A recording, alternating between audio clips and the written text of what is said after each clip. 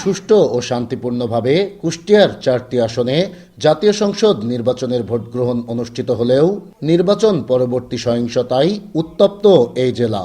ঘটেই চলেছে হামলা, ভাঙচুর, লুটপাটের মতো ঘটনা। 15 ফেব্রুয়ারি রোববার বিকেল 4:30টার দিকে কুষ্টিয়া পৌরসভার যুগিয়া এলাকার মোমেনা বেগম নামে এক নারীকে ধানের শীষে ভোট দেওয়ার অভিযোগ এনে মারধর করে স্থানীয় জামায়াতের সমর্থকরা। এতে আহত হয়ে হাসপাতালে ভর্তি হয় ওই নারী। 15 ফেব্রুয়ারি রাত 8টার দিকে কুষ্টিয়ার কুমারখালীতে দাড়িপাল্লা প্রতীকের ভোট করার কারণে আসলাম উদ্দিন নামে এক শিবির কর্মীর ওপর হামলা চালায় দুর্বৃত্তরা।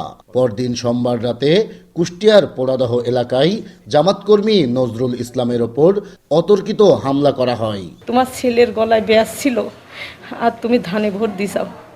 তার কাছে আমি ধানে ভোট দিস কি করেছি আমি জানি। আমি যেটাই দিছি আমার যেটাই ভালো লাগেছে আমি দিছি। কত তোর আইজ হলু মায়ের হবি, কাইল হলু মায়ের হবি। আমাদের ভোট করেছে, ওদের বিপক্ষে ভোট করেছে, এই জন্য ওরা এক পর্যায়ে আমাদের পর খেপে হইয়া এই আমাদের উপর এরকম টর্চারগুলো করছে। এদিকে নির্বাচনের পর থেকে কুষ্টিয়ার কুমারখালী উপজেলায় ধানের শীষে ভোট দেওয়ার অভিযোগ এনে বিএনপি সমর্থকদের বাড়িঘরে দফায় দফায় হামলা, ভাঙচুর ও লুটপাট চালায় স্থানীয় জামায়াত সমর্থিত আওয়ামী লীগের নেতাকর্মীরা। আমার বাড়ি, আমার 4টি ছেলের কিছু তুই নাই, সব নিয়ে গেছে, নোট করি বাবা। আওয়ামী লীগের লোক জামাতে ভোট দিয়ে এই কাজ করেছে।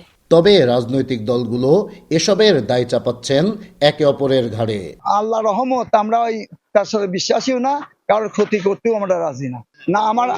আমার মনে হয় এটা ষড়যন্ত্র।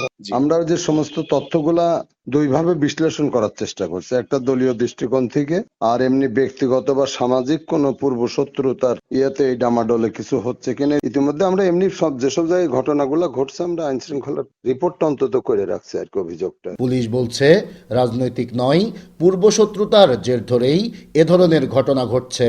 বিএনপি বলেন, জামাত বলেন, সবাই দলীয় বা কোনো ধরনের প্রভাব বা দলীয় কোনো বিস্তার বা আমার দলীয় কর্মী আঘাতপ্রাপ্ত হয়েছে বা এই ধরনের কারো কোনো পক্ষে অভিযোগ পায়নি। তাতে বোঝা যাচ্ছে এটা তার পূর্ব শত্রুতার কারণে প্রকৃতপক্ষে দলকে ব্যবহার করার জন্য বা চেষ্টা করা। রাজনৈতিক নেতাদের হস্তক্ষেপ ও প্রশাসনের কঠোর পদক্ষেপে দ্রুতই বন্ধ হবে এসব হামলা, ভাঙচুর ও লুটপাটের ঘটনা, এমনটাই প্রত্যাশা জনসাধারণের।